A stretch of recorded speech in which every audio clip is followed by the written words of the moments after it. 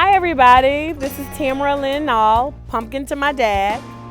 And thank you so much for being a part of this journey with us, and we look forward to our new life.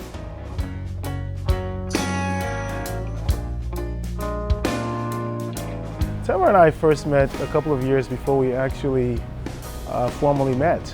It was a chance encounter. She came to my store, and she's one of those that when she comes, she demands attention. We met at his place of business. Shh, don't tell anybody. I was a loyal customer there at his store. She came in and I kind of wondered, who is this woman? And my interest kind of peaked from there. It just happened that the person that she actually came to see to help her wasn't there. Thanks, Terrell, for the hookup. But I happened to step in, and the rest is history. I had a chance to look at him and notice that he was single and tall, and so I was bold enough to ask him whether or not it was against policy to hang out with customers. That first encounter that we had was really something that I wanted to continue. I wanted to see where it went. So she tells you that she was first, and she's not telling the truth there. I asked him out first. Sorry, Mom. Sorry, Dad. I know you taught me differently. I popped the first question, and I'll leave it at that. So he said, of course we'll hang out. And I looked at him and said, okay, I give you permission to get my number out of the system, although I knew he already had it. The more I got to meet her, the more we spoke, the more we interacted, the more we found we had much more in common than just being in New York together. Right then I knew that this was the one for me. And he called me that night, and we spoke on the phone for about 3 to 4 hours, which is a very long time for him. And we've been together ever since, like peas in a pod.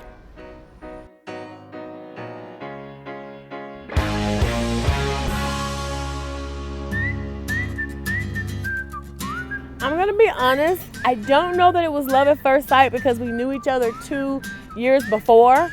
And it was a business relationship at first. I mean, he didn't want to cross any boundaries. I didn't want to cross any boundaries. So that was 2009. Fast forward to 2011. After I sat down and talked to him, it was love at first sight. Since I met her, she's helped me grow in person, spiritually, in many ways than you can imagine. And I'm really grateful for that. So those are the things, some of the things that I saw in her that I felt it was the right person to spend the rest of my life with. I mean, he just has this spirit of, he's just awesome. He is so awesome.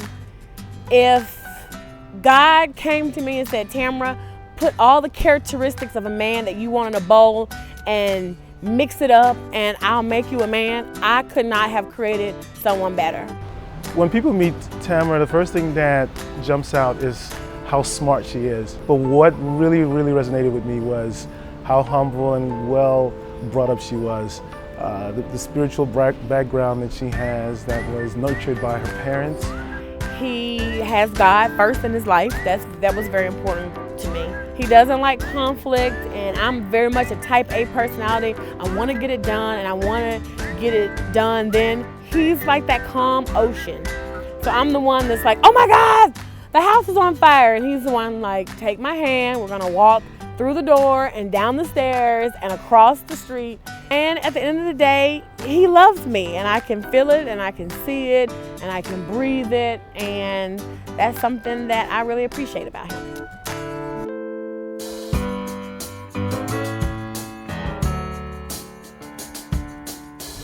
The proposal. So first of all, there were several people involved, and they're all there tonight at the wedding. So we have the character number 1, Clement. Character number 2, my sister Rachel. Character number 3, our family jeweler, Offer Family, thank you.